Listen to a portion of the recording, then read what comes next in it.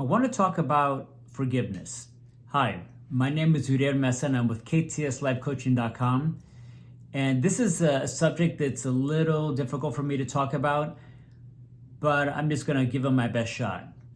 So, when I was a young kid, I was abused by my dad. Now, when I say abuse, I'm talking about physical abuse, mental abuse, just basically a mind fuck. So, my dad came here to the US back in the early 60s. He had already lost one child prior to coming here, and a brother that I would have had, he had lost before I was born. So he had lost two children before I was even born. So what had happened was my dad. Now again, this is just my rendition of what I believe happened. My dad became paranoid that he may lose another child. So he became a controlling man. And when I say controlling, I mean he basically controlled everything. And growing up in pretty much an all Mexican neighborhood, the other kids were scared to death of my dad. And I get it. He was a very scary man. So when I talk about abuse, I'm talking about, again, just a mind fuck.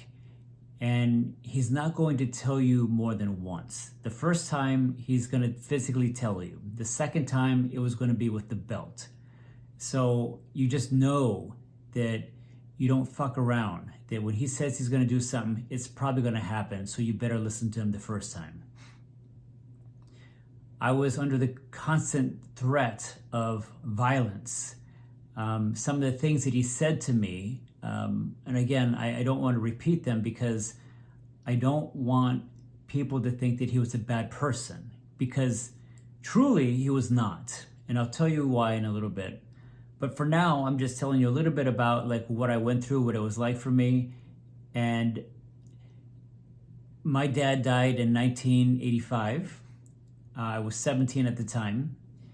And I had to live with the guilt that I was happy he died.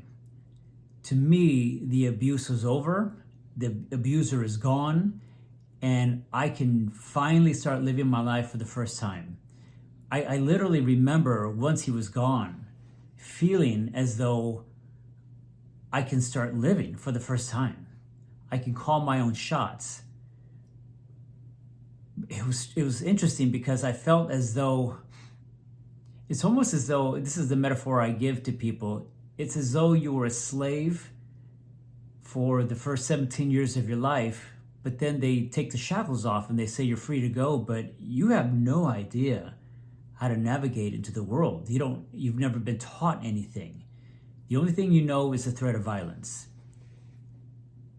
And so you become very hypervigilant toward people who reminded you of somebody like your dad. And that's how I was. I had an issue with people who had this overly masculine, kind of authoritative sort of personalities. I didn't really cower too much. I mean, I don't anymore, but when I was young, I didn't cower too much. But one thing I was ready for a battle every time, just ready for a fight. Anyway, I feel like I'm digressing. So, where I am now,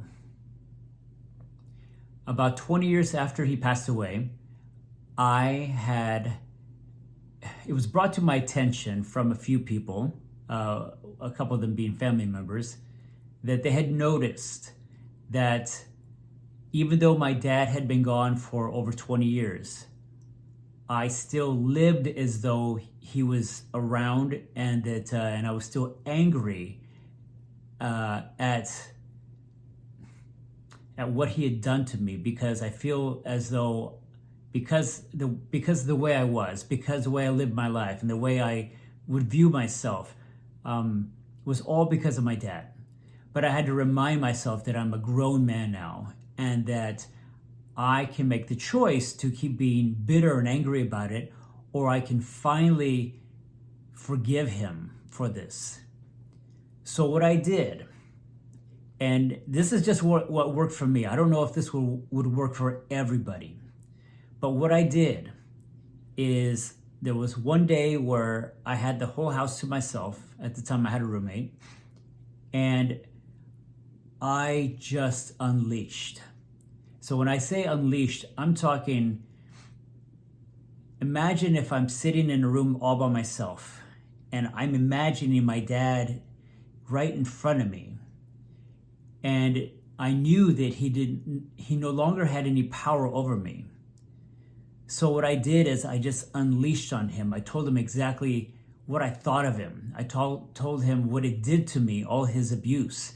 And I asked them, how could you do this to a child? And even more, your own kid. How could you treat somebody like that? And I will say this, it was probably one of the most emotional experiences I think I've ever gone through. I didn't hold anything back.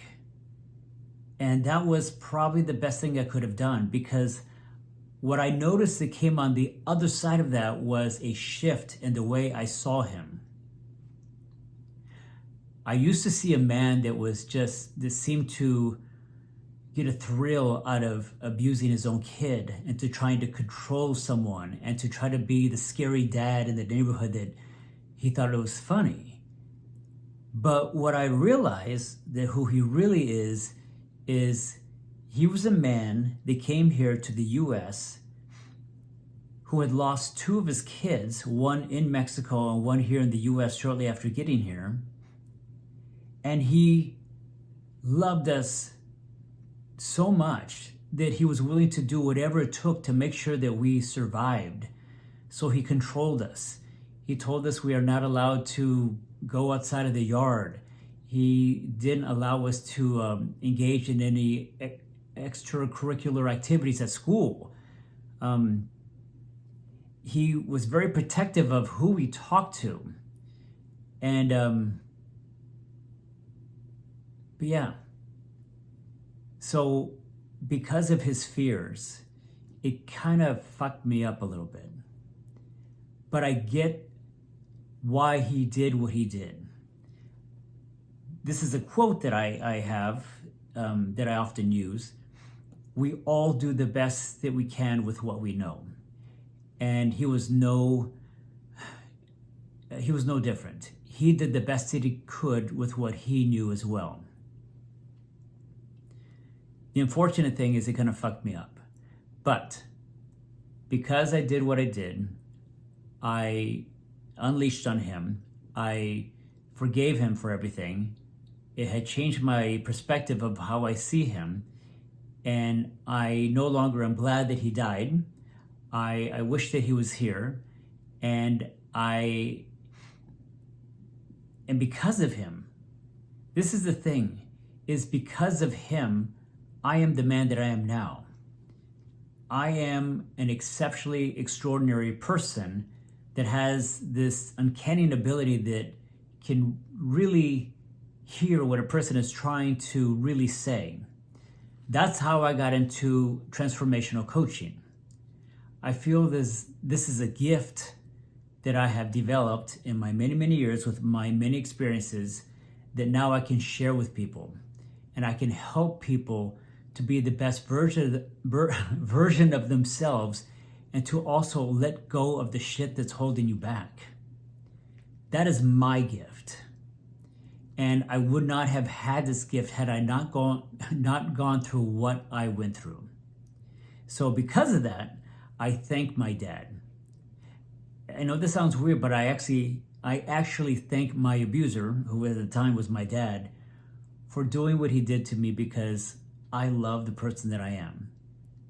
So this may not work for everyone, but for me, it worked exceptionally well. So anyway, I just wanted to share this with you. I'm curious as to if you have any comments or anything you want to say. Please get a hold of me, DM me, or just write me a comment. Again, my name is Uriel Mesa, and I'm with KTSLifeCoaching.com. Thank you for listening.